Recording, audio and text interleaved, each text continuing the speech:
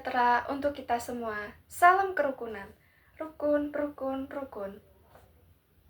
Izinkan saya menyampaikan penghargaan dan rasa terima kasih yang sebesar-besarnya kepada para pendidik serta seluruh hadirin yang hadir pada hari ini. Pertama-tama, marilah kita panjatkan puji syukur kehadirat Tuhan Yang Maha Esa atas limpahan rahmat dan karunia-Nya. Kita dapat berkumpul di sini dalam keadaan sehat dan penuh semangat. Hadirin yang berbahagia, pada kesempatan ini, izinkan saya menyampaikan pidato dengan tema pentingnya pendidikan di era globalisasi. Kita hidup di zaman di mana dunia semakin terbuka. Persaingan tidak hanya antar kota atau antar daerah saja, melainkan juga antar bangsa di seluruh dunia. Inilah yang disebut dengan globalisasi, yaitu proses semakin terhubungnya berbagai negara melalui perdagangan, teknologi, informasi, budaya, hingga pendidikan. Untuk menghadapi globalisasi, kita membutuhkan pendidikan. Pendidikan adalah usaha sadar dan terencana untuk mewujudkan suasana belajar serta proses pembelajaran agar peserta didik secara aktif mampu mengembangkan potensi dirinya, memiliki kekuatan spiritual, pengendalian diri, kecerdasan, akhlak mulia, serta keterampilan yang diperlukan bagi diri, masyarakat, bangsa, dan negara. Dengan kata lain, globalisasi adalah tantangan dan pendidikan adalah bekal utama agar kita mampu bersaing.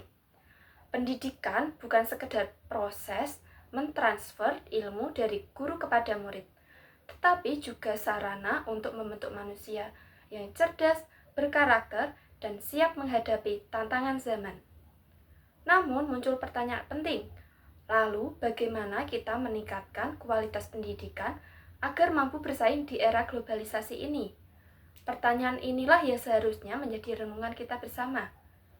Hadirin yang berbahagia, keseriusan negara dalam memajukan pendidikan tercermin dalam Undang-Undang Dasar 1945 Pasal 31 Ayat 1 yang berbunyi, setiap warga negara berhak mendapatkan pendidikan.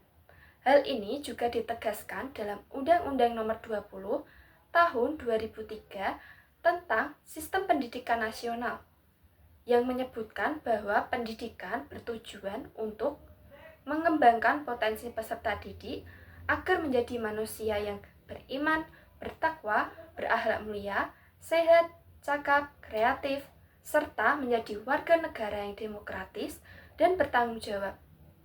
Data ini menunjukkan betapa pentingnya pendidikan sebagai fondasi utama pembangunan bangsa.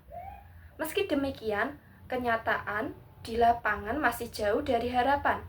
Banyak saudara-saudara kita yang tinggal di daerah terpencil harus berjalan jauh, menyeberangi sungai, bahkan mempertaruhkan nyawa demi sampai ke sekolah. Ada juga yang terpaksa berhenti karena keterbatasan ekonominya.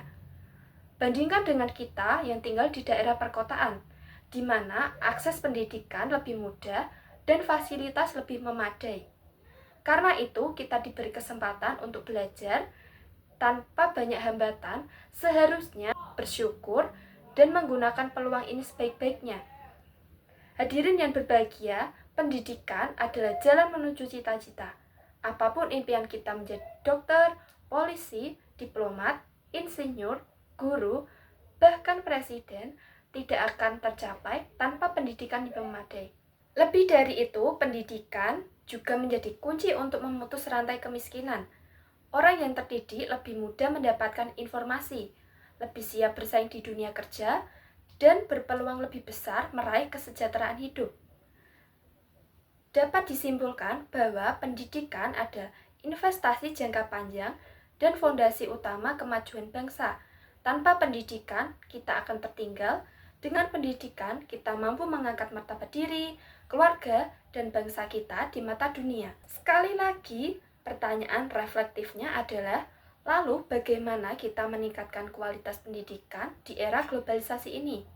Jawabannya ada pada kita semua.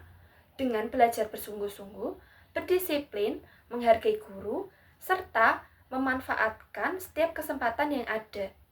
Jika kita semua berkomitmen, maka cita-cita bangsa Indonesia akan menuju kejayaan dan lebih mudah tercapai. Demikian pidato yang dapat saya sampaikan. Apabila ada kata-kata yang kurang berkenan, saya mohon maaf yang sebesar-besarnya. Selamat siang, salam sejahtera untuk kita semua.